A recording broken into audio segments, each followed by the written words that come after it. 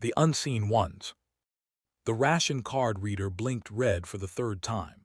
Neva's four-fingered hand trembled as she pressed her thumb against the scanner again, holding her breath. The machine buzzed angrily, flashing insufficient funds across its cracked display. "Move along," the vendor muttered, not meeting her eyes. "Others waiting."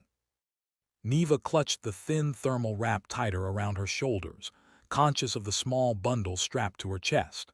Her daughter Tala slept fitfully, her iridescent skin too pale against the makeshift sling. 4 days without proper nutrients. 3 nights huddled in maintenance corridors as station security swept the refugee sectors. "Please," Neva whispered, her translator module crackling with static. "I can work, clean, repair systems." The vendor's eyes flicked up briefly, then away. "No hearing, station policy, move along." Policy, always policy. Never cruelty, just rules. Rules that kept oxygen flowing to registered residents. Rules that kept the unregistered invisible, or worse, disposable. Neva stepped back from the kiosk, merging with the flow of bodies in the cramped market corridor.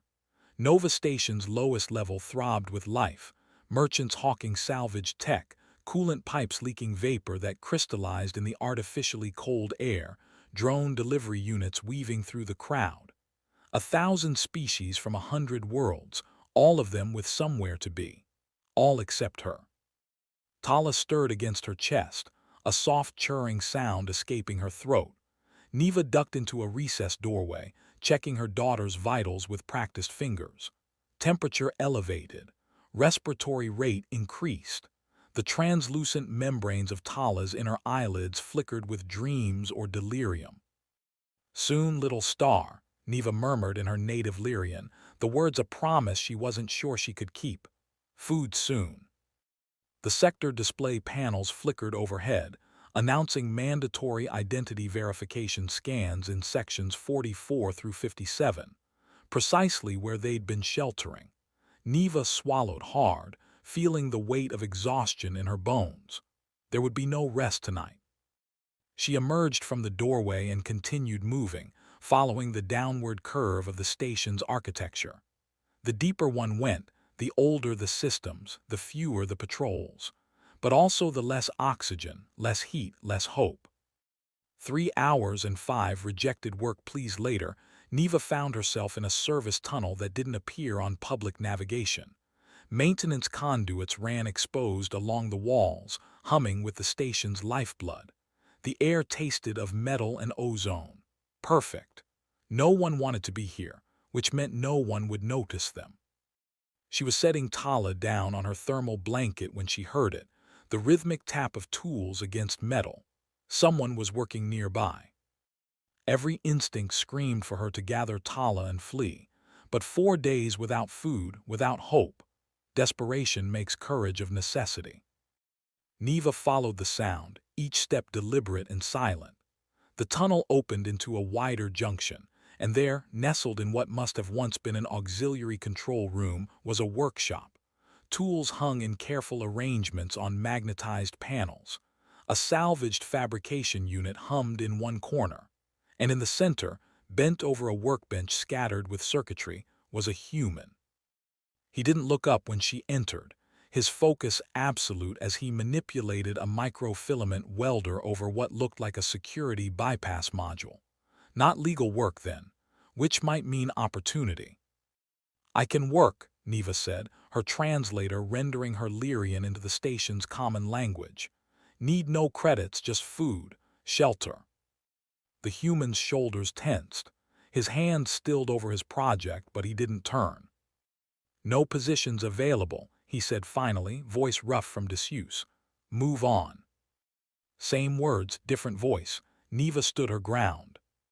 "Can repair systems, clean ducts, 7 seasons as maintenance technician on Lyrian orbital platforms." She stepped forward. "Will do anything." "Not interested." The human resumed his work, the blue spark of his welder casting harsh shadows across the walls. Neva felt something break inside her, pride, perhaps, or hope. She unclipped her translator, setting it on the ground. In her native tongue, she spoke what would never translate properly anyway. The raw, emotional language of her people, the desperate plea of a mother watching her child fade. The human finally turned, irritation giving way to confusion as he took in the sight of her, blue-silver skin dulled by exhaustion, the thin garments unsuited for station life, the quiet desperation in her eyes. And then his gaze landed on the bundle strapped to her chest.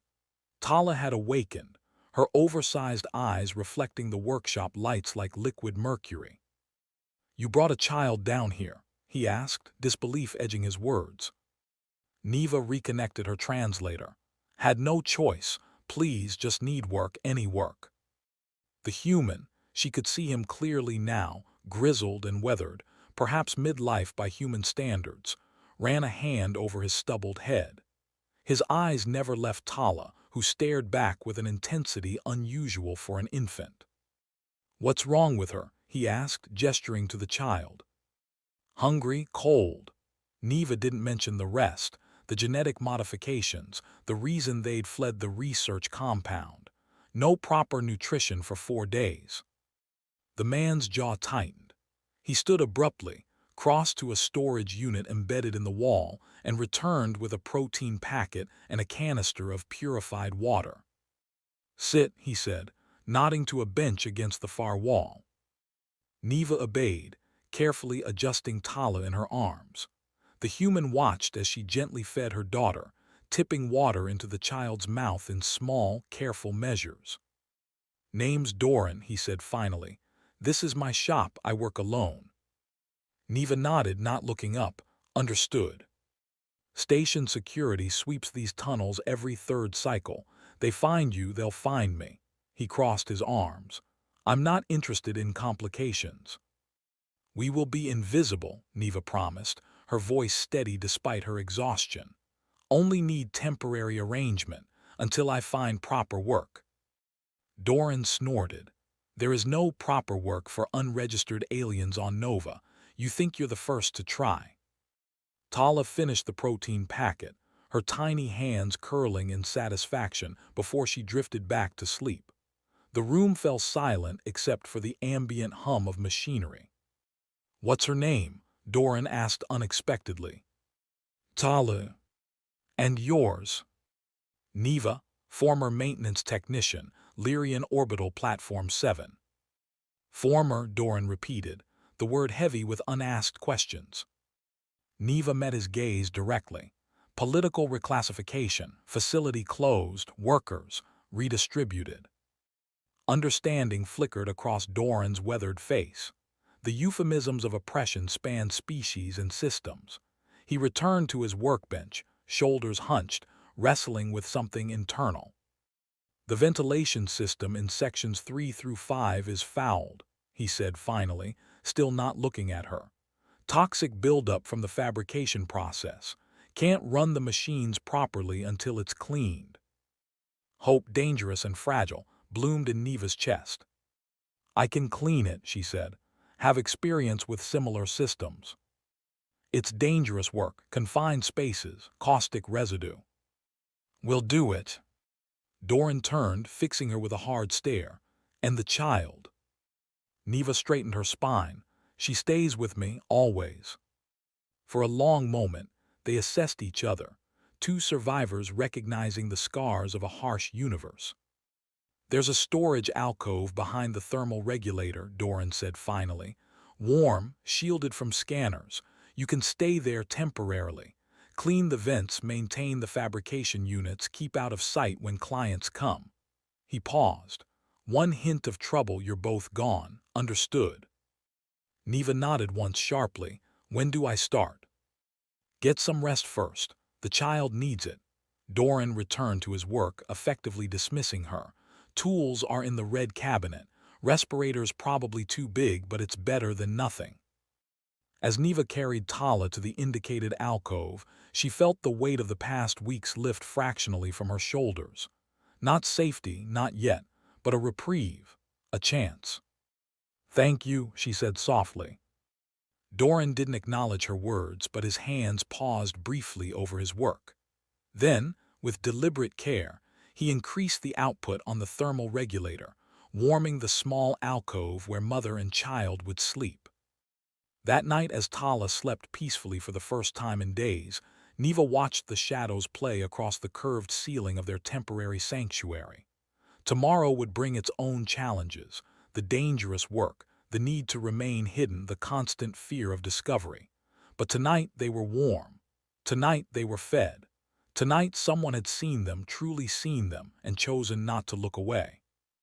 In the shadows beyond their alcove, Doran worked through the night, the soft hum of his tools a strange comfort, like a heartbeat promising life where none was expected. Found in the shadows, the ventilation shaft was narrower than Neva had anticipated, its metal walls slick with industrial residue that clung to her protective gloves. 3 weeks in Doran's workshop had given her calluses and a routine: clean the ducts in the morning, maintain the fabrication units until midday, then assist with whatever projects needed an extra pair of hands while keeping Tala close. Today, the child was strapped to her back, protected by a modified respirator Doran had fashioned from spare parts. It wasn't ideal, but leaving Tala alone was unthinkable. The little one had grown quiet lately, conserving energy as if she understood their precarious situation. Almost finished with Section 5, Neva called down through the grate. Her voice echoed metallically in the confined space. Doran grunted acknowledgement from below, not looking up from the biometric scanner he was reconfiguring. He rarely spoke more than necessary, but his silence had become companionable rather than forbidding. Neva continued scraping at a particularly stubborn patch of residue when a small, distressed chirp came from behind her. She froze. Tala never made noise during their work. The child seemed to instinctively understand the need for silence. "Tala," she whispered, twisting to check on her daughter. The child's skin had taken on an alarming gray tinge, her breathing rapid and shallow. Small tremors ran through her tiny frame. Fear shot through Neva like an electrical surge. She abandoned her tools and backed out of the shaft as quickly as possible, heart hammering against her ribs. "Doran!" The panic in her voice cut through the workshop's ambient noise. He was already moving, setting aside his project with uncharacteristic haste. As Neva emerged from the vent, he caught sight of Tala and his expression hardened. "What happened?" he demanded, clearing space on his workbench with a sweep of his arm. "Don't know," Neva gasped, gently placing Tala on the cleared surface. "She was fine then." "The toxins," Doran muttered, reaching for a diagnostic scanner. "The respirator couldn't filter everything." He ran the device over Tala's tiny form, his brow furrowing at the readings. Pulse erratic, oxygen absorption critical. Neva's translator couldn't capture the desperate sounds that escaped her throat as she cradled Tala's face in her hands. The child's eyes, usually mercurial and bright, had dulled to a flat silver. "What can we do?" she pleaded. Doran hesitated only a moment before moving to a locked cabinet at the back of the workshop. His fingers flew across the keypad, revealing rows of medical supplies that were definitely not standard issue. "Her biology," he said, selecting several items with practiced efficiency. "It's not standard Lyrian." It wasn't a question, but Neva answered anyway. "Hybrid physiology. Her father was," she stopped, the words catching painfully. "She processes oxygen differently." Doran returned with an oxygen concentrator and a modified delivery system. "This will help temporarily," he said, adjusting the settings with surprising gentleness. "But she needs more than I can provide here." As he worked to stabilize Tala, Neva saw something shift in his demeanor, a crack in the carefully maintained facade of indifference. His hands, usually steady with circuitry, moved with a different kind of precision now, a forgotten tenderness. "You've treated children before," she observed quietly. Doran's jaw tightened. "A long time ago," he said simply, and offered nothing more. Hours passed in tense vigilance. Tala's condition stabilized but remained fragile. Doran rigged a monitoring system that would alert them to any changes, then approached Neva with a steaming cup of nutrient broth. "Drink," he instructed. "You're no use to her exhausted." Neva accepted the cup, warming her aching fingers around it. "Thank you," she said, the words inadequate for the depth of her gratitude. Doran settled on a stool across from her, his eyes frequently darting to the child's makeshift medical station. The silence between them stretched, not uncomfortable but weighted with unspoken questions. "I was chief medical technician on Research Station Vega," he said finally, surprising her. "Specialized in xenobiological adaptation." Neva stilled, her cup halfway to her lips. The work was groundbreaking. His voice carried no pride, only a distant weariness. "Helping species adapt to environments that would otherwise kill them. At least that's what I believed." "Until," Neva prompted softly. "Until I realized adaptation wasn't the goal, control was." He looked directly at her now. They weren't helping species survive new environments. They were modifying biology to create specialized workers, slaves, essentially. The chill that ran through Neva had nothing to do with the station's temperature. "Like the Lyrian GenMod program," she whispered.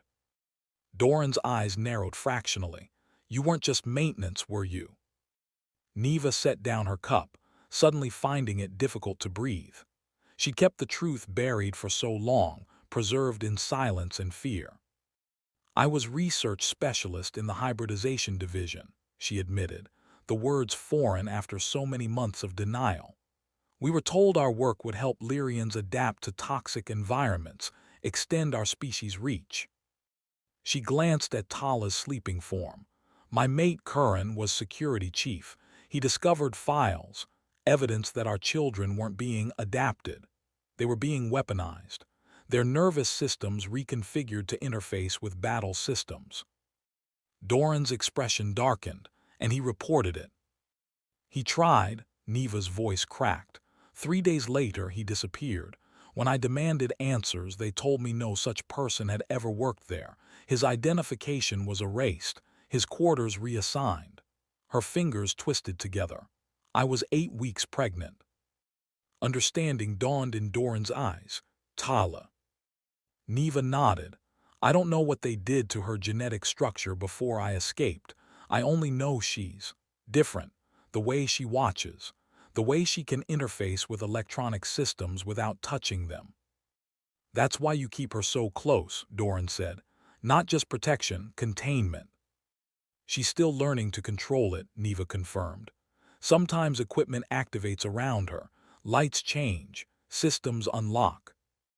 Doran leaned back, absorbing this information. His gaze drifted to his own work. Identity chips, scanner overrides, the tools of someone erasing traces rather than leaving them. "I falsified death certificates," he said abruptly. "When I discovered what they were doing with my research, I couldn't stop the program, but I could hide the failures, give names back to the dead, dignity at least." He rubbed his face. "Until they caught me." "What happened?" Neva asked. "Official disciplinary action, unofficial execution order." His smile was humorless. "I had enough warning to fake my own death first. Been here ever since, doing what I can. Small rebellions." A soft chirp interrupted them. Tala had awakened, her color improved, eyes once again bright and alert. She reached toward Doran with tiny, four-fingered hands. To Neva's astonishment, he moved to the child without hesitation. "Hello, little one," he said, his voice gentler than she'd ever heard it. Tala chirped again, her fingers brushing his beard with fascination. What happened next made Neva's breath catch. The monitoring equipment beside Tala flickered, then stabilized, its readouts suddenly optimized. Doran noticed too, his expression a mixture of wonder and verification. "Remarkable," he murmured. "She's rewriting the calibration protocols." "She likes you," Neva translated. "She only does that with people she trusts." Their moment of connection shattered as an alarm blared from the security console near the door. Doran moved with practiced speed, checking displays. "Station-wide sweep," he reported grimly. "Security's processing through all sectors, looking for something or someone specific." The implications hung between them. Discovery meant separation at best, at worst. Doran made a decision. "How much do you trust me?" "Completely," Neva replied without hesitation, surprising herself with the truth of it. He nodded once, then moved to a hidden panel beneath his primary workstation. From it, he retrieved a small case containing identity chips, blank slates waiting for histories to be written upon them. "It's time Tala had a name," he said. "A real one, registered, protected." Neva watched as his fingers danced across fabrication equipment, coding identities, creating histories, weaving protective lies from digital truth. "And you," he continued without looking up, "no more hiding, no more erased existence." Hours later, as security patrols swept through adjacent sectors, 3 people sat in the warmth of the workshop's center. Neva, now officially designated as Environmental Systems Specialist with proper clearance. Tala, registered as a child with special medical needs under station protection protocols. And Doran, whose true identity remained obscured but whose present was suddenly, unexpectedly, filled with purpose. "Will it work?" Neva asked, examining the identification chip that now represented her legal existence. "Already has," Doran confirmed. "You're in the system, both of you." Why? The question had burned in her since the moment he decided to help them. Why risk everything for us? Doran was silent for a long moment, his gaze fixed on Tala, who had fallen asleep against his chest, tiny fingers curled into his shirt. "Because erasing people is easy," he said finally. "Giving them back their names, that's the work that matters." Neva reached out hesitantly, her hand finding his. "What happens now?" "Now," Doran looked at their joined hands, then at the child between them. "Now we become what they tried to prevent, a family, a resistance." In the dim light of the workshop, surrounded by tools that had once been used for survival and now promised something more, Neva felt something unfamiliar bloom in her chest. Not just hope, that had been there since Doran first offered her work. This was belonging.